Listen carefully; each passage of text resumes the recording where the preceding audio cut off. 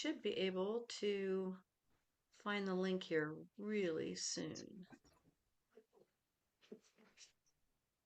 Boom. Oh, it's still setting up. Redirecting. We're there. We're live. We should be live right now. Hey, if we are live, welcome everybody to Torah Truth for Us, where Torah is truth for us. And you are hanging out with Jules and myself. Oops, look at me. I forgot to change my name. And Jules is going to pop off here in a minute after we get set up. And you know us, it takes a minute or two to get set up. Um, After I send out all of the links. right. And I'm just looking for where to rename myself like a good girl. And then Jules is going to take out some beautiful bread. Is it bread that you're baking or muffins? What did you say? Bread or muffins? Well, they're rolls. I decided not to do a loaf tonight. I'm doing rolls because it's just so much easier instead of slicing and freezing. It's like just the roll and yeah. So yeah. Nummy. So I got Nummy, some nummy. beautiful, yeah. And of Okay. course my All right. timing is again off. Well, you know us, like we just show up and let the Ruach lead. So we're Exactly. that's that's where we go. So I'll keep an eye on, well, I'll try and keep an eye on the chat while you go send things out and take care of business. I'll And they'll have to just like deal with me without you. Ooh, they might leave. I'll be right back. Okay. So, hi Serena. Hi Cindy. Hello, hello. Shalom, shalom. All right, so tonight's topic. Hey, what do we do if we choose this day to give up our choice this day? And you know what? I like don't even know, honestly, when or why this was like normally I wake up on Thursday mornings and I'm like, okay, Father, what would you like us to talk about? It's kind of like how we roll. And then he'll be like, plausible deniability, or I'm like, what's that? It's been a minute. And so normally that's a Thursday morning. And for today, he actually gave it to me on Monday. And the question was, what happens when we forfeit, not forced, but forfeit our right to choose? Vicky, shalom, hello, how's it going? So, I don't even know if there's a place in the book to actually um, springboard off of this a whole lot. It's kind of just the generality of our mindset that I think is something that we have to be willing to start choosing. And anyone who knows me knows that I am in the last 2 years, once AI started to be a mandatory part of Google Land, and when AI showed up on Zoom Land, and a little bit more invasive in our world as um, before you would have to like download a chat, right? And you'd have to choose, hey, I kind of want some AI help. Now it's like you Google something and you have to scroll quite a ways to get past Mr. AI of Google Land. So I think, so everybody knows who knows me. I'm 100% like that was a straw that was like, that broke for me. And I got some pretty sarcastic responses with my attitude towards AI. You've been using AI ever since you had a personal computer. Well, I'm sorry. I had a personal computer um, back in 1990 when you had to order Oregon Trail and you had to listen for the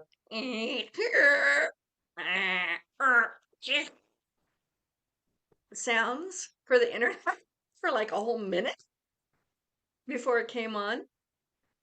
And yes, they could spy on you back then, but it was the same kind of spying, which I had been kindly shown how to pay attention to at some point in my life, of how to recognize it on your phone.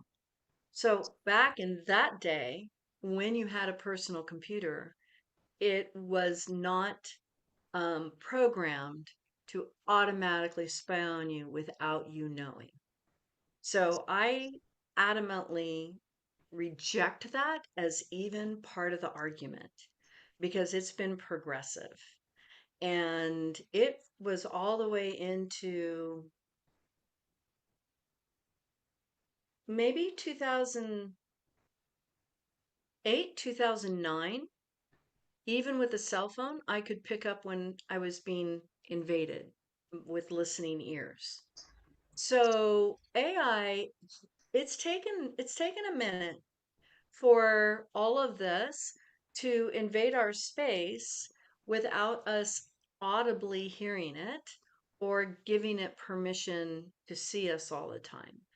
But I think that's what the Father wants us to talk about a little bit tonight and just kind of chat a little bit about tonight because you know, yeah, Cindy, Google is like super bad. I know like Go Go Duck or Duck Duck Go or whatever that is. Yeah. That's a pretty good you know, search engine. I know that there's a lot of things that we can buy out there to block things out and, to have that be eliminated from our own personal computers. But the day is coming, no matter what we do, that blocking is not going to happen anymore. And so then that's when our personal choices, Joshua said, choose this day whom you will serve, whether it be the God who saved you and brought you out of the bondage of Egypt, or the gods of your fathers that were in the land of Egypt. And he's very specific about how to choose these gods. So, and what we're choosing. And when, like this Torah portion this week is Yitro, Mhm. and the Ten Commandments are on there. And the Ten Commandments being on there, it was just kind of like a refresher. God's like, hey, I'm your God. First thing you do is you choose me over everybody else. Second thing you do, get rid of all the carved items. Uh-oh, you froze. Okay, you're back. Maybe I froze. Who knows? Well, greetings and salutations, Mr. Jim. Hello.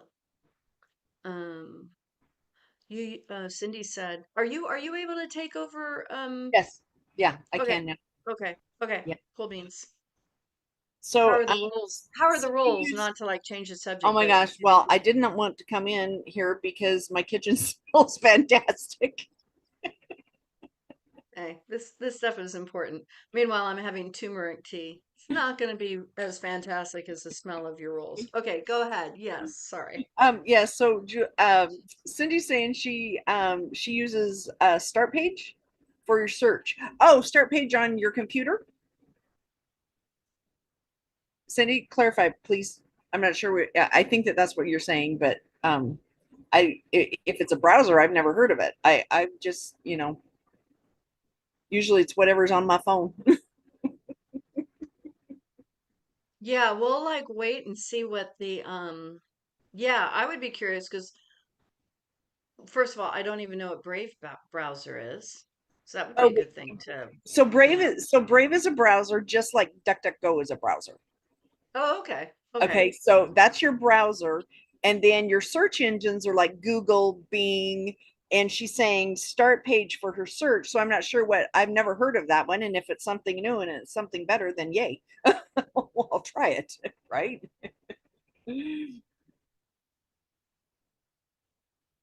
Yeah, so she just going she says yeah on her phone she uses the Brave browser, and then um Yeah, so I use Brave on mine, but you have to look what search comes up, because Google will automatically default as your search unless you change who your search engine is. So they make it difficult either way. Hmm. Jackie says she uses Bing because you earn points and get gift cards from a bunch of different stores. Yes, you do. Bing does. Yeah, Bing does do that. Well, so does that mean that Bing tracks what you're doing so that you can get that? Like, is that part of their data collection? It could be. It's been a very long time since I've used Bing. Um, Probably. Who knows? Everybody tracks you. It whatever Yeah. search engine you're using, it doesn't matter. They're going to track you no matter what. You know. But I know there's So, a way you can turn off, especially on your phones now. They don't tell you, but there's the geeks out there that put videos out that tell you how to, hey, if you have this, go in and do this, and it will turn off all of your ad tracking. It turns off all of the tracking stuff that you don't want them. You know how when you're talking about something, your phone's listening to you, and then you get 15 ads on what you were just talking about. You can turn all of that off, so you don't get that tracking. But there's a process to do it, right? So yeah. gotcha. So then the question also comes in, how much of our choices that we're choosing is leading us to us willingly forfeit our choices? Now, I'm just going to use myself as an example of I realized that when this question was given to me, I'm like, yeah, I willingly forfeit my freedom of choice on the daily. When I'm doing a vocal text, when I'm doing some of my searches, when I forget to put something over my phone, I mean, over my camera during the day, when I'm not using the camera for a purpose, I am willingly forfeiting my choice. Yeah. And then the thing is, what is our responsibility as women, as mothers, sisters, friends, that as we're forfeiting our choice, how much are we teaching our children, teachers in the classroom, where using chat and so on is acceptable to a certain degree? Did we forfeit our brains when we allowed calculators in the classroom? Like, where is this slippery slope of forfeiting our choice? Why is that part of the process? That's just like, I guess that's part of my questions about where we are. Anybody Yeah. have any ideas? I guess I'm asking the questions tonight. Because here's why. I also mentioned that we were going to bounce off of Jacqueline saying, how do we understand peace?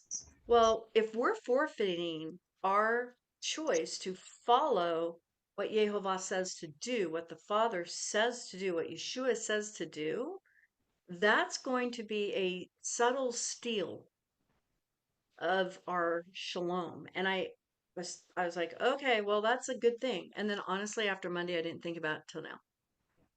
So something just popped in my head. Okay. Okay, so we are in Babylon. We are in captivity. We are Mhm. Babylonian captives. let's just put it that way.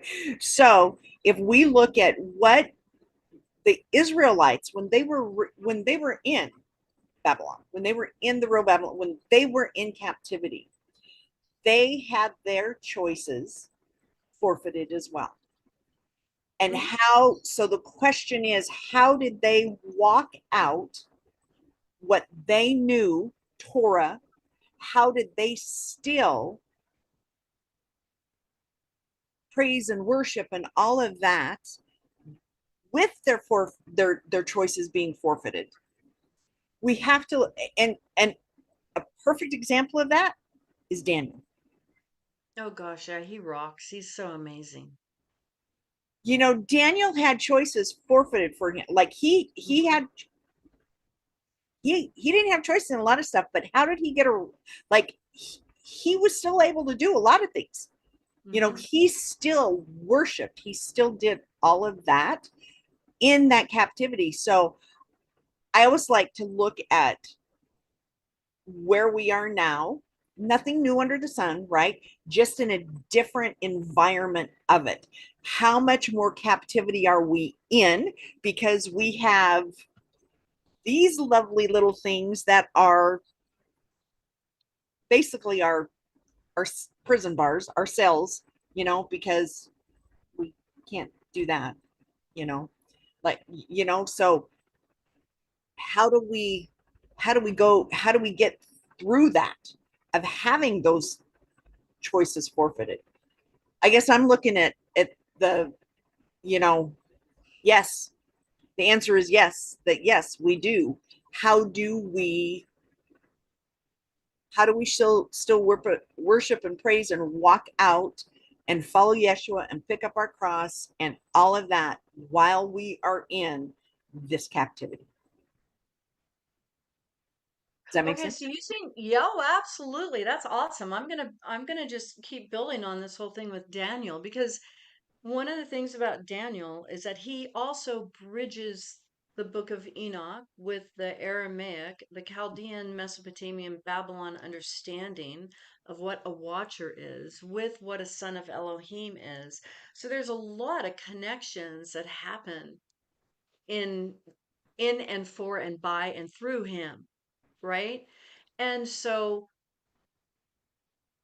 the sins of the watchers that affected all of humanity and beast, basically everything created on the sixth day, Mm-hmm. right? Everything that had an nefesh was affected by these sins and their infiltration and choice of leaving their home and wanting to have their own personal kingdoms here.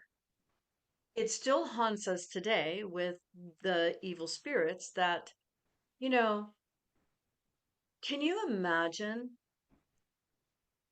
thinking you're going to live forever, being told by your parents that you're going to live forever, and then all of a sudden your parents get this edict from God and they don't get to live forever. In fact, they're not even going to live as long as Adam did.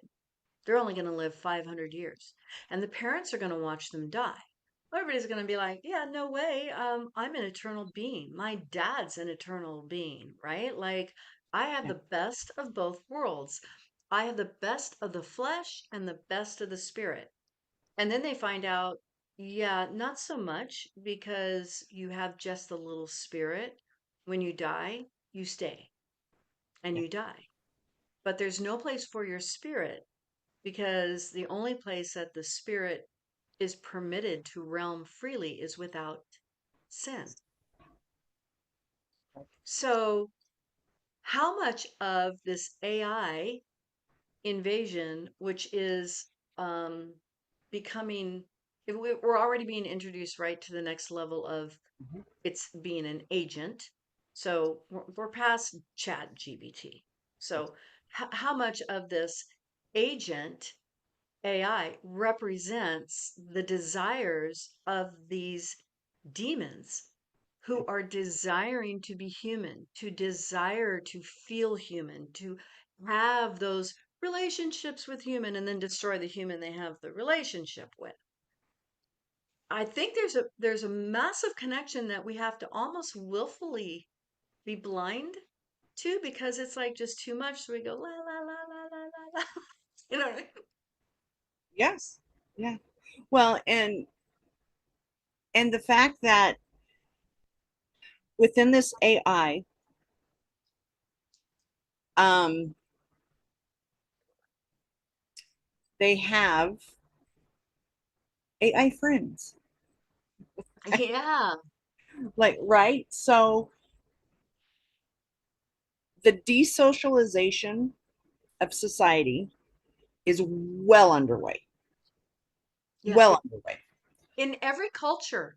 That's Yeah, what's so like this is why one of the reasons why is this I have no doubt Hasatan is behind all of this to try and get us to forfeit our free will. So if we're going to forfeit our free will, isn't that a mindset? Isn't that, all these neurons and everything that's in our brains get us on some kind of medication that, the doctors say, oh, that'll cure your depression. Meanwhile, you become more suicidal and you need a different medication to help with that medication and that whole slippery slope. And the thing is that this whole thing with the development of AI and agents and all the things um isn't orderly. It requires mayhem to gather information, right, and God is a God of order. And so we were talking, where is God in the midst of the chaos? He is not. I don't care how much people will say, God will use this technology for good.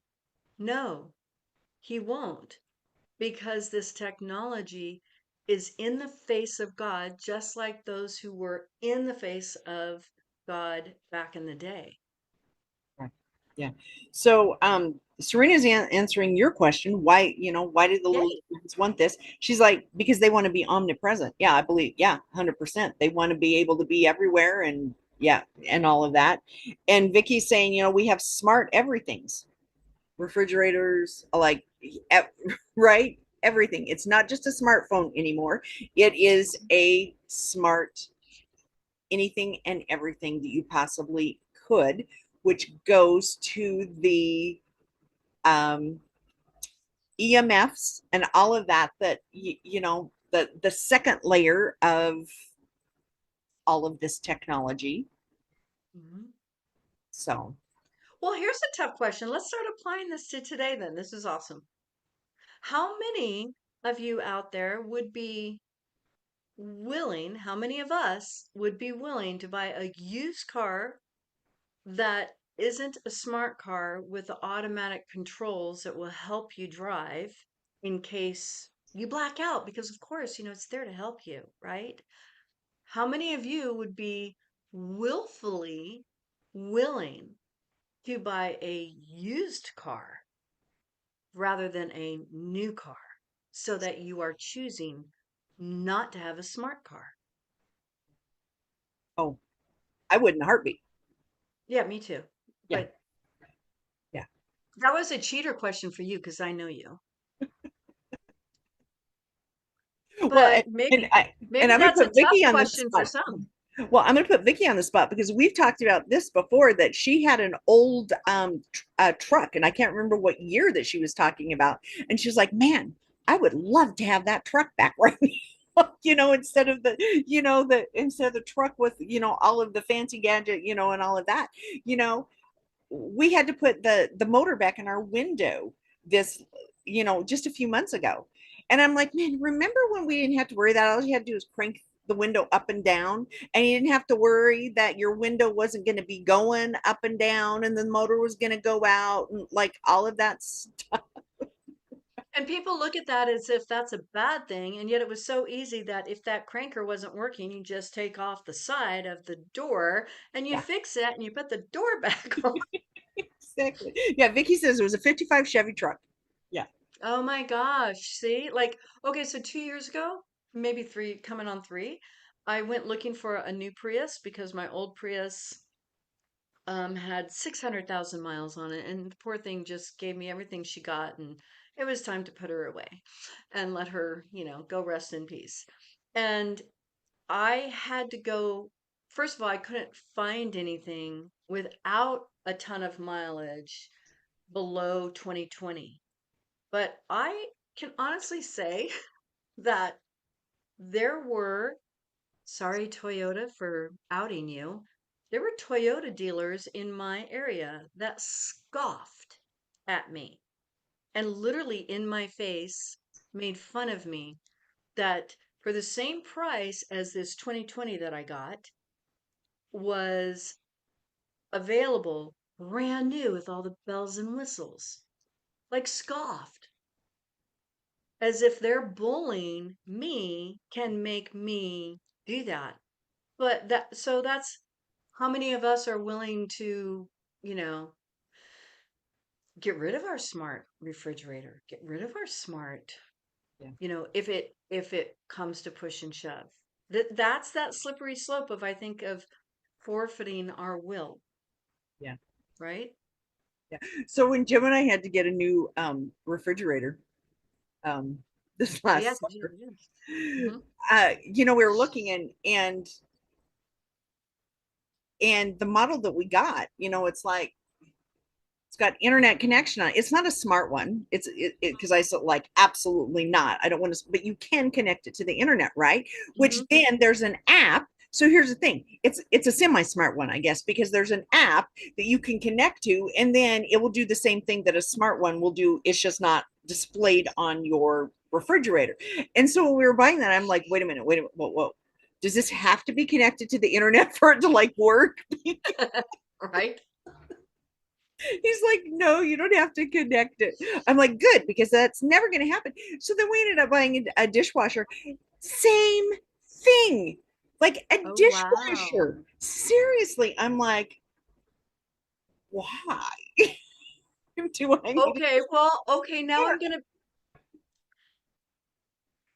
there's an off-grid, there's a guy who's built an off-grid camera, and no, it's not Doug and Stacy, everybody. I mean, a cabin.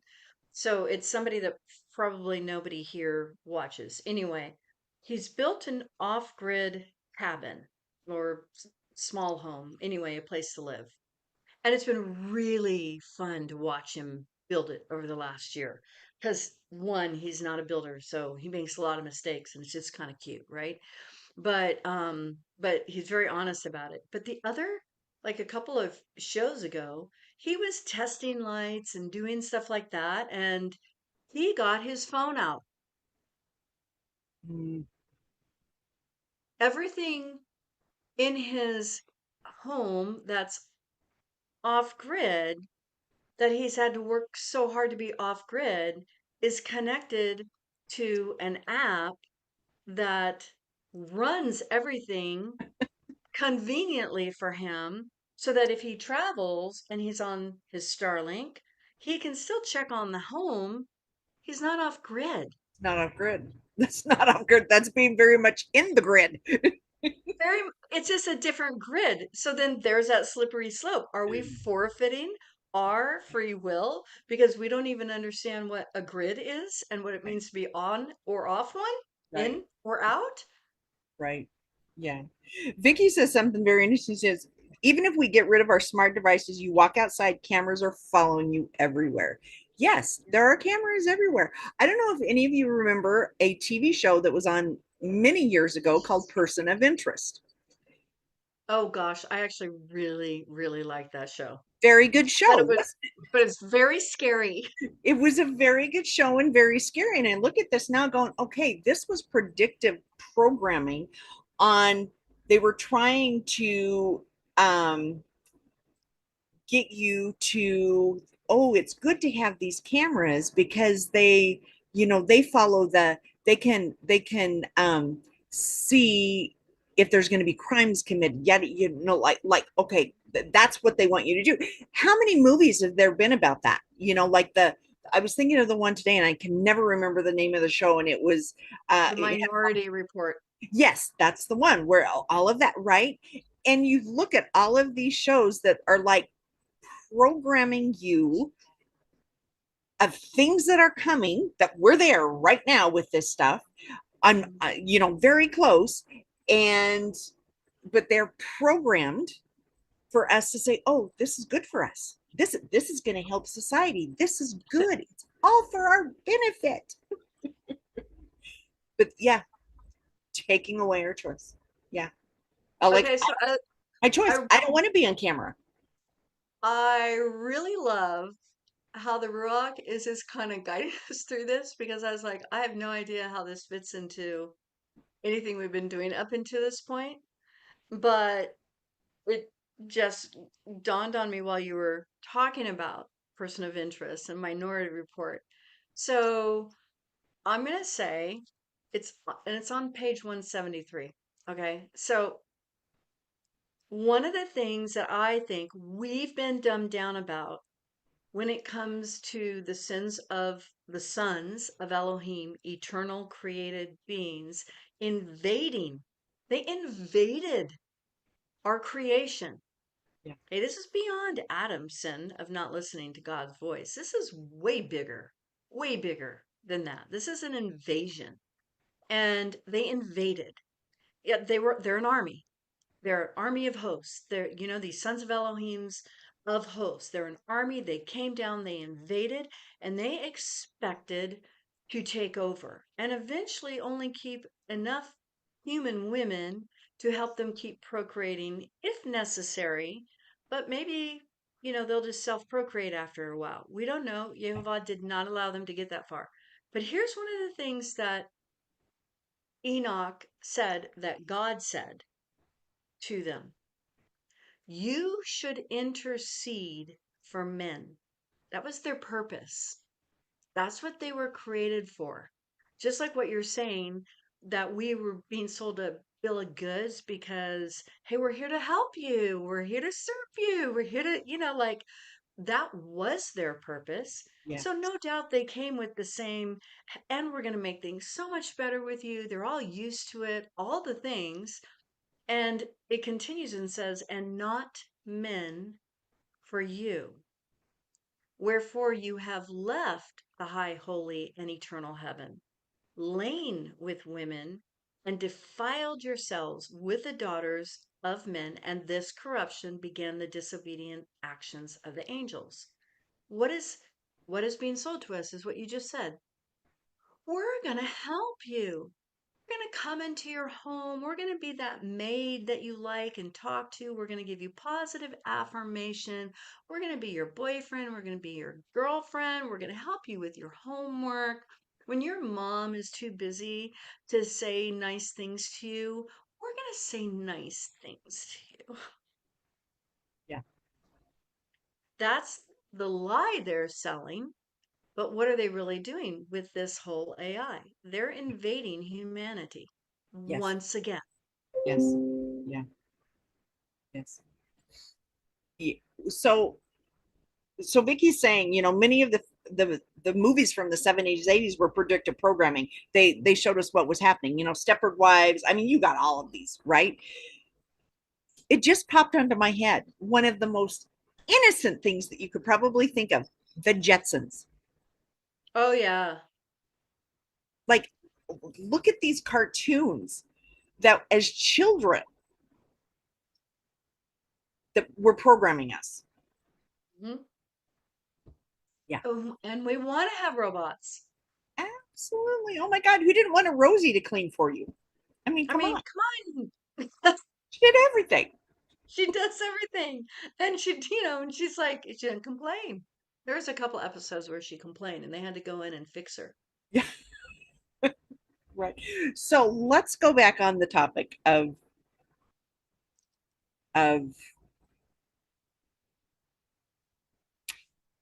AI Okay. taking away our choice and Mm-hmm. predictive programming and what it's doing to our children. Mm-hmm. Because Okay. after COVID, Mm-hmm. what happened with the classrooms? Oh Now, yeah. prior to COVID, there was a lot of use of technology for different things. And the first time, so I used to volunteer in a first grade class. And the first time they started doing stuff on computers, I'm like, what is going on? Like, are you kidding me? They would take their tests on computers. Like, so now, it was just subtle, things. They had computers were expensive. Not every kid could have a computer. You had to check them out of the library, all this stuff. COVID shuts everything down, right? Nobody go, then schools started opening back up. What happened during that time? Online schools like blossomed. like boom, right? Um, there's a school down in New Mexico that my friend worked for. She did her classes are online. She still does them via Zoom. She still does these 6 years later. She Oh can my do gosh. she can do them wherever she lives in Minnesota now or Wisconsin, one of the two. I'm not sure. Anyway, but her class is in New Mexico. It it is honestly the bizarrest thing. Like it is. I'm like everything is so impersonal. Parent teacher conferences on. It's just okay. So in the classrooms now, basically the teacher is a hired babysitter. They don't have anything anymore. They have a big screen in front that the teacher has her computer uh, hooked to, and there on the screen is the AI teacher, and the kids follow along with those lessons. The teacher is a glorified babysitter. The teacher does not teach anymore at all. Okay, so that's a direct in your face from the Shema, Deuteronomy 6, right? Of train your children, Yeah, teach your children. But the other thing is, okay, so now we're getting somewhere. That means that a child goes to school. They all are given some kind of iPads, even in preschool, for goodness sake. Whatever happened to learning your ABCs and drawing pictures and learning how to write and all that? Like, they learn how to write on a pad. yeah. So everything is in the space of an artificial response, an artificial relationship. That's just, it's artificial. Artificial just means it's not real. So Right. is the programming since then for the last 6 years? Now we've got, let's just start with a 5 or 6 year old. They're now hitting puberty. Have they already been indoctrinated to have a diminished, even desire to choose an answer, to choose what to do because they're already so dependent on their unreal entity that's on this blank screen to tell them, here's what you should choose. Okay, thank you. Yeah. And Serena, I mean, she says they don't have to think on their own. No, they do not. They don't have to think on their own. And therefore, what you just said, they don't know that there's choices that they can make. They don't know that. And so if we start relinquishing our freedom to think, then are we forfeiting? Is this a slippery slope that forfeits? I just want to word this correctly because we're all just, chatting. Um, are the younger generations and even older generations, for goodness sake, just anybody who wants to become addicted with the, endorphin kick that happens with woohoo, Candyland, whatever. Um, are we being programmed to then be okay with not having that critical thinking, not having that choice, doesn't matter. And then is that a serious wall of division? Is that a serious bad fruit and character of enmity between the woman's seed and the serpent's seed? Is that a characteristic bad fruit of saying, we're actually going to get it so that you'll desire the mark of the beast? You're Mm, going to covet what I'm about to give you. very good point. Because sin is knocking at our door. It desires us.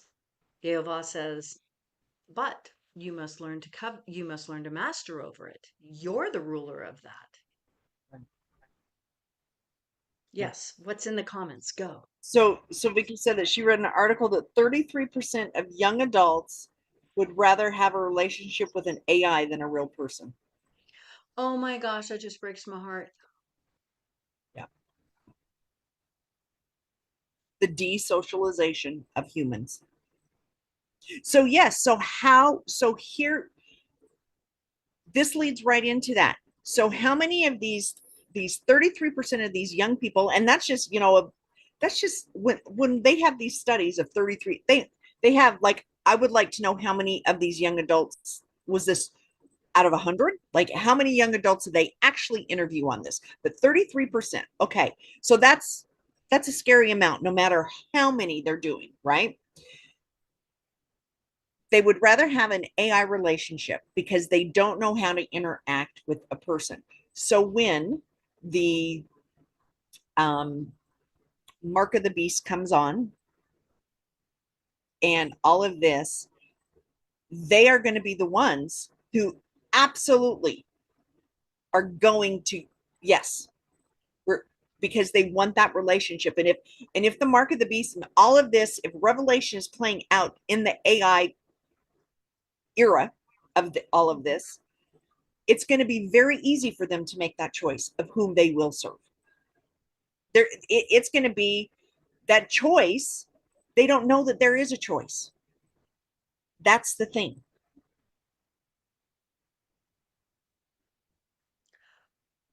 Okay, let's take that a step further. Jacqueline, that's like 1 in 3.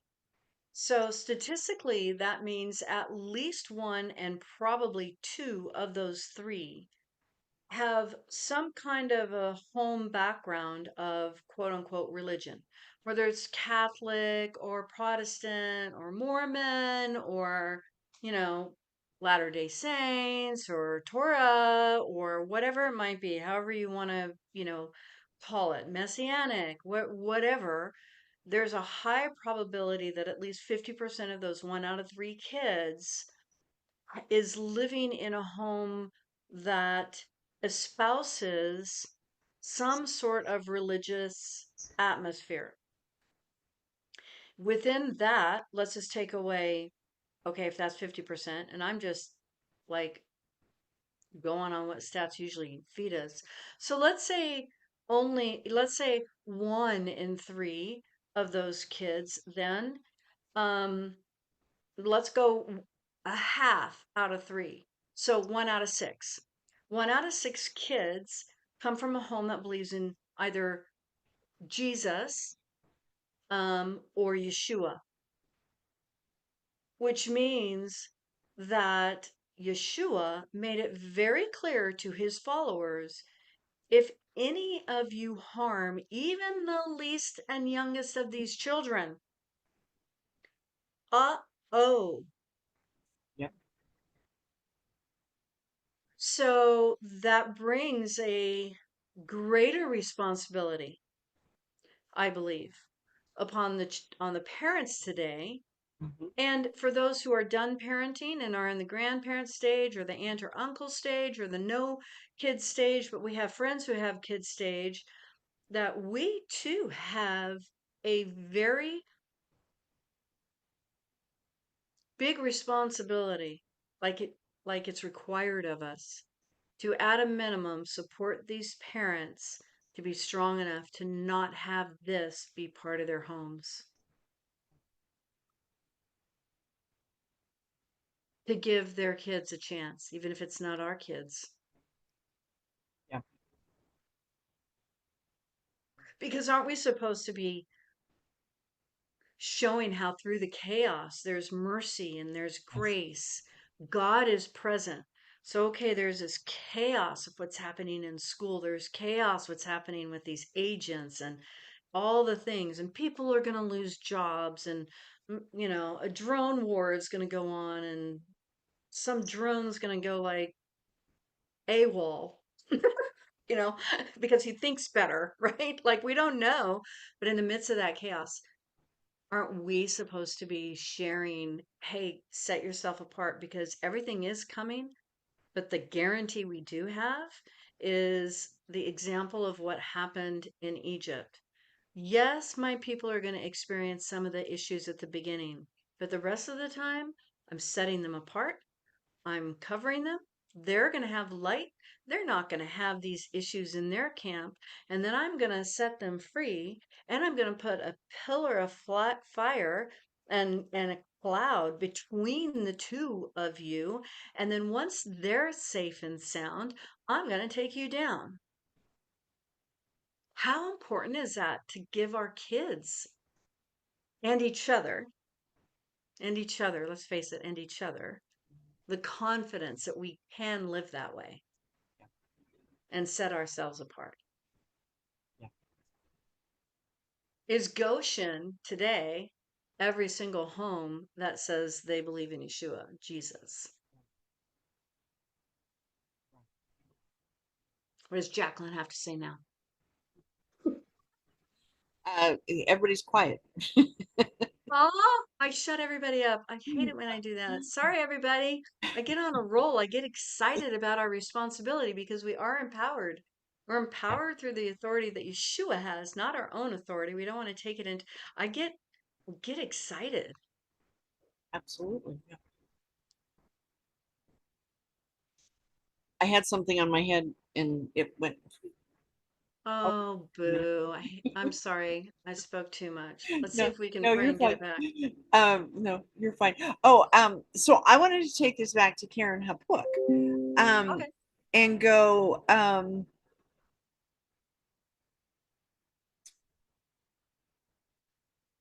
at what point, or did she Hmm. have her choice taken away?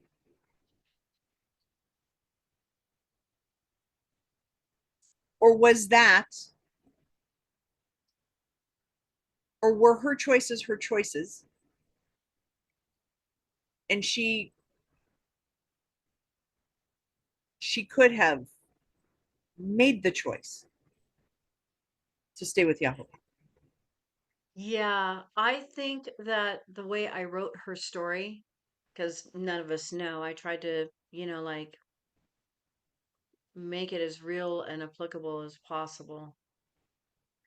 But the way I wrote her story was to give her as much and as many opportunities to choose repentance and to choose Jehovah, the God of her father, over her husband.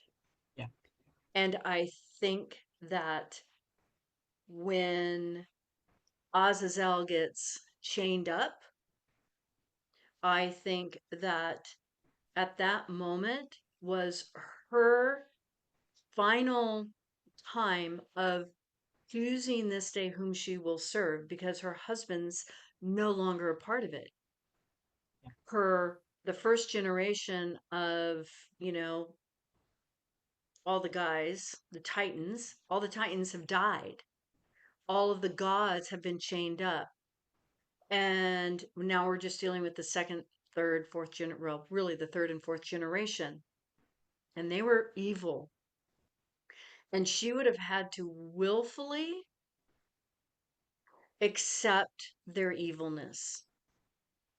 yeah, She would have had to willfully actually chosen. I don't think she forfeited. I do think that the DNA mixing that happened at that time created an environment where some of this third and fourth generation actually couldn't have that choice. right. Maybe it was mixed so much. And I kind of look at that same DNA mixing that was happening in the days of Noah, pre-flood, antediluvian. I see that as the same kind of answers that Jacqueline pointed out. 1 in 3 kids would rather have a relationship with something that's actually artificial and not real. Yeah, That's a DNA mixing. It's just that it's the DNA of our mind. yeah, It's psychological. yeah. Did that answer your question? What do you think Yes. as you read? What do you Uh, think? Or did Azazel strip it from her? See, that's kind of where I went. Again, we don't know, right? Mhm. But she did make her choice. Um, and so yeah, that's one of those things. Well, if you went there, let me ask you, if that's when you're reading it, that's where you went. See, I love that. A different like perspective, right? Did he offer her so much and give her so much Right, that she was forfeiting her free will along the way to at the point of the decision where I say she was given another chance, you're saying she didn't even know how to take that chance anymore? right, yeah, Yes, and both. right, Maybe absolutely, that's it. Like, that's it. Like, do we choose evil so much that at the point of still being offered the opportunity of choosing Yehovah, we still go, I don't think you'll forgive me. I don't think you will. I don't think so I don't even have that option. It's not even one of my options. right. And so that That's leads me into this. Jim just gave us a famous last words. awesome. Taking it back. None so blind as those who will not see, or so deaf are those who choose not to hear. Yep, And Yeshua dealt harshly with those people, those blind guides, yep, leading the blind into yep, the ditch. yep, Well, there you go. yep, absolutely. So then that takes us back to the garden. Okay, Adam, Ha-Adam, male and female, everything created by Jehovah Elohim, God, on the sixth day that had a nefesh was created kind of its kind. Everything, Yep, including us. So does kind of its kind mean just the seed, the sperm? No, I don't think the seed means only the sperm. I think the seed means the entire nefesh yeah, of what we are, right? We have to take that right, and apply the seed to all living creatures, including females. right, right. So, okay, so let's go back then. The days of Okay. Noah. Okay, so we just talked about Qeren-happuk. When we're looking at 2, 3 generations down the road, at that point in time, they definitely every person on the earth then didn't did then have their choices forfeited because they lived in a world in which they knew nothing else. So now let's fast forward to Mm. where we are. We have generations who live and know nothing else but computers and AI. We as a generation grew up, now I'm Gen X, we grew up in, well, I'm early Gen X. So, we still had rotary phones. We didn't Mhm. have computers. We didn't have we had the corded phone. We had all of this. It wasn't until I was a senior in high school that the computer came and we had computer class. Mhm. So then generations after, and then it became more prevalent. So now we are in what is it, Gen Z? You know, where so in the 90s is like late 90s, maybe was it 2000 when I think Gen computers Z really started. arrives. Yeah, huh? Oh, and computers were taking Yeah, off? when everybody pretty much had, like, we still had dial up, right? But that's when people started getting a computer in their home. Okay. Okay. So the generations that grew up with compute only knowing computers, like that's all they've ever known.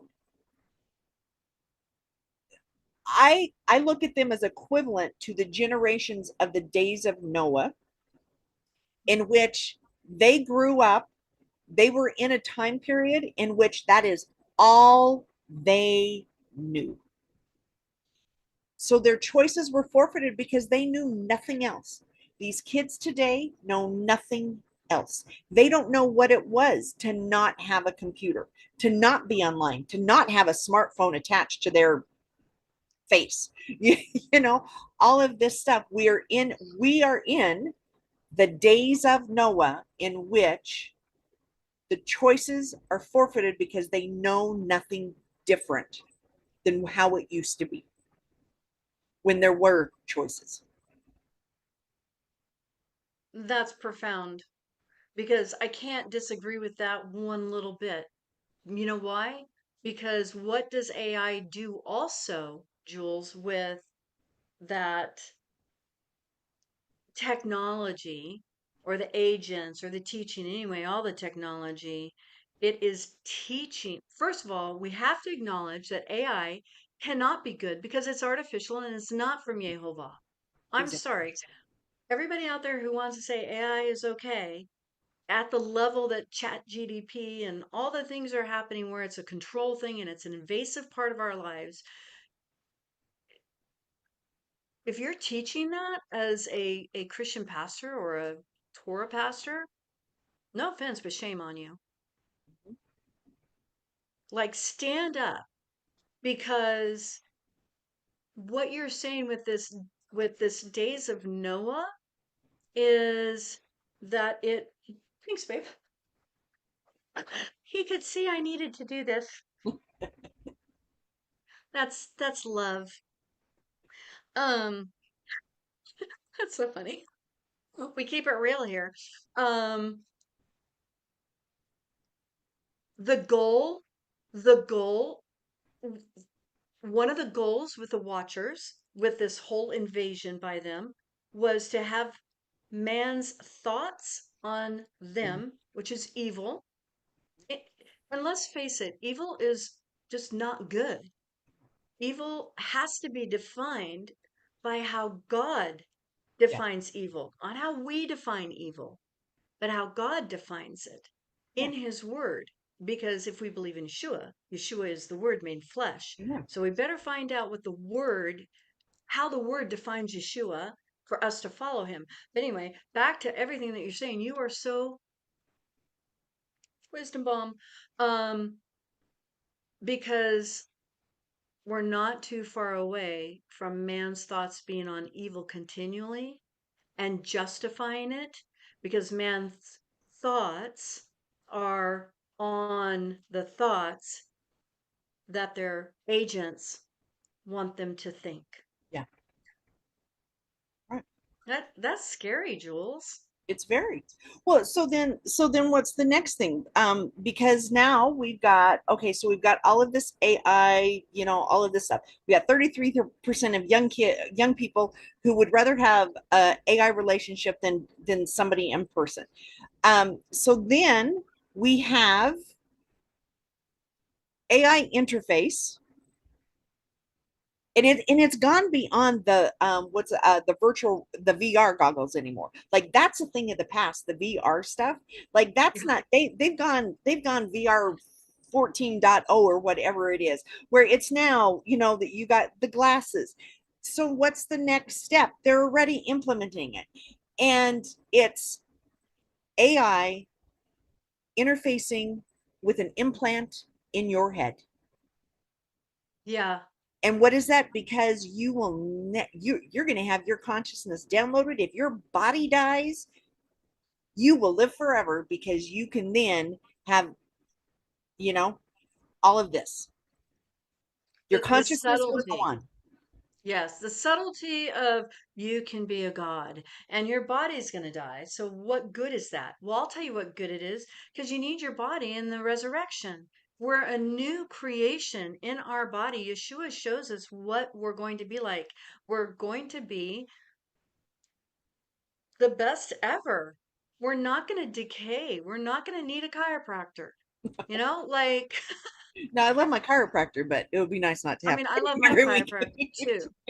But I bet he would like to not, necessarily have a job. Like, like it's fine. But yeah, I do too. Praise. Thank you. Um, but yeah, that's a really good point because if they're trying to, again, it goes back to overselling Gnosticism, overselling the spirit realm. The people who are overselling the spirit realm, that's what our gift is, are the people who left it to live here and destroy us. Yeah.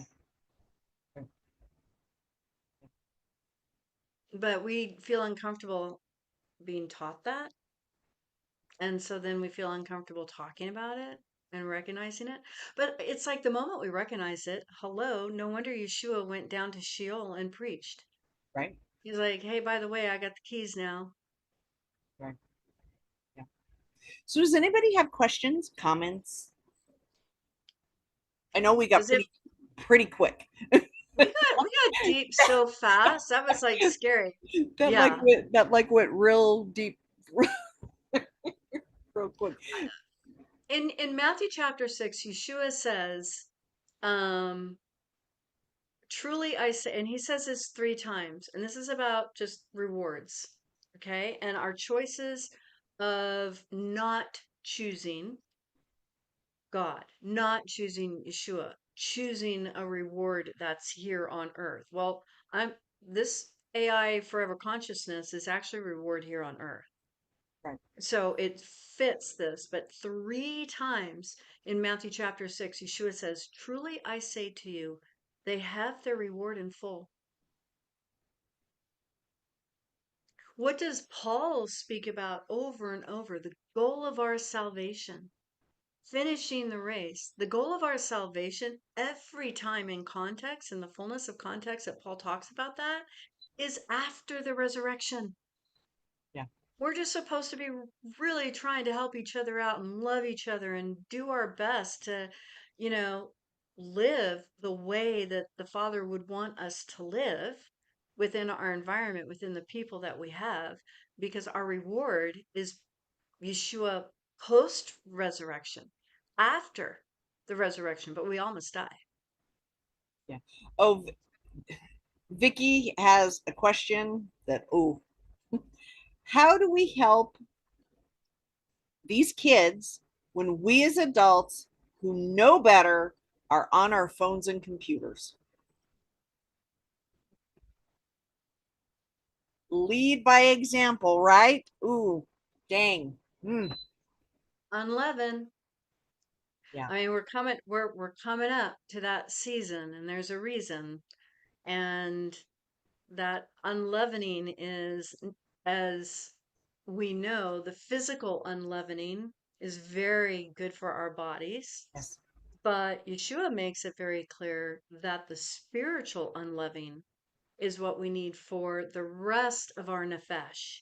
So our flesh needs that physical unleavening, but our nefesh, our heart, our mind, right? That the psychology, all the things, right? Like our emotions, that needs an unleavening as well. And yeah, you're spot on. You're spot on, sister. It begins with us. We can't point the finger at them until we're able to sit down right next to them with our own journal and our own color, pencils or felt pens and our own book, and we're writing and we're being tactile and we're enjoying it Yeah. and we're painting and we're doing the things with them, not enjoy. Like, and Yeah. otherwise, yeah, good luck with that's a great question. It begins with us as individuals, Yeah. doesn't it always? Yep. Choose this day whom you will serve. Choose Well, this and day. Deuteronomy, right? Uh, teach your children. Teach your children. Very good point, Vicky. How are we teaching our children? And I'm just as guilty when it's like, oh, I have this and I'm got my Bible app out instead of my Bible. Real Bible. Yeah, tactile Bible. I shouldn't say real because, Yeah. but Yeah. The paper Bible. Yeah. The paper Bible, Yeah. where we can Exactly. touch and feel and take notes. Yeah. So just as guilty on something that is, I'm reading Hey, Bible. back in the day, this was a good thing in church. You didn't have to bring your Bible. They always had one in the pew. Yes.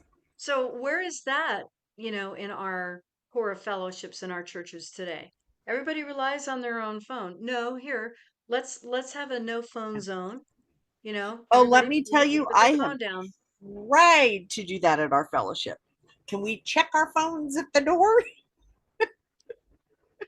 But the earth and the world might end in that very moment. Or like, when I coach, I don't let the kids on their phones, and I don't go on the phone. And we talk, and we drink water at timeout. And when they get on their phone, I'm like, "Excuse me, why are you on your phone?" "Well, you weren't saying anything." "Well, then you say something." Right. Right? Mhm. Like, yeah, okay, you begin. Why should I have to talk first? Yeah. Right. Yeah, what a challenge, right? If all the Absolutely. churches, were like, okay, fine, it's an emergency. Everybody, is so paranoid now that they want to have their cameras out in case something happens. Okay, have your phone tucked away, fine, but turn it off Yeah. or put it on airplane mode where it goes back on for an emergency. Yeah. Right. Yeah, role model. Yeah. Yeah. You know, we at least I'm guilty of this, so I'll just throw myself under the bus. I don't like recognizing my own hardness of heart, but if we don't recognize our own hardness of heart, then eventually Yehovah will give us over to it. Yes. Yeah. And that's on the individual level as well as the community level. Yep. Absolutely. I mean, we got Pharaoh as a great example, right? What's really in the bottom, in the pit of his heart? Is he really going to be, repentive and turn and let the people go? Well, Yehovah knew out the gate, nope, that's not going to happen. So I'm going to give him over to the hardness of his heart. Well, I'm really hoping that Yah sees my heart and that at the very bottom of it, that it's not hard, right? Right. That it's like, because otherwise, that can lead us straight into believing the lies. That can get us straight into believing deceptions. That can get us straight into being part of the great apostasy Yes. that's been happening for a while, Hmm. but it's got to come to a, volcanic explosion. Yeah. Yeah, yeah. Absolutely. Yeah. And Um, the thing is, yes, ma'am. oh no, I was just gonna say, if you guys have questions, comments, throw them in there. And if not, I'm gonna go heat up my soup because I would like to eat. I haven't eaten yet, and full disclosure, I'd like to. Um, and we've gone over an hour, so we're good. So if there's no questions, I'll leave with this thought. And this thought is actually, I think, okay, I'm going to read from the book on page 179 if y'all want to like go and do some homework with all the verses and all the examples throughout the entire Bible from Genesis through Revelation. But um all the mysteries and all the wicked deeds of the mysteries are found where? In the cup of abomination. Revelation of Yeshua Messiah. Our Messiah is letting us know what's within the cup of abomination, that the world and the nations and the people are drunk off of that cup. And then our question, and we've asked this in our Bible studies, our women's groups before, is how much do we excuse drinking from that cup? Oh, it's just a little sip. Right. I'm really it's just, sure, I'll just take a little sip. It's fine. I'm not drinking, I'm not getting drunk. Yeah. But are we sipping Yeah. in that cup? And a sippy cup? Do we have a sippy cup? which leads back to Vicky's thing. Where's our responsibility in that? And so that's our responsibility. That's part of the choices we make. Our choices matter, and we don't want to be on that path that leads to forfeiting our free choice Yeah. to choose Yehovah to whom we will serve. Yeah. That'll be my So last that sentence. reminds me of something I saw today uh, Uh-oh. that said, don't crave a seat at a table that Yeshua would have flipped. Oh, I like that. Yeah.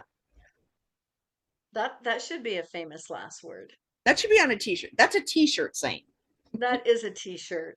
Yeah, that's good. Say it again. Don't crave a seat at a table that Yeshua would have flipped. Amen. And on that note, I just want to thank everybody for joining us. Don't sit at the wrong table. Make sure you choose wisely what table you sit at. Thank you for being here with us. Thank you for being so active with us, for sharing, for participating. And yeah, we'll see you next week, right? Absolutely. Yeah. Okay. So, On that yeah. note, Shalom, shalom, shalom. shalom.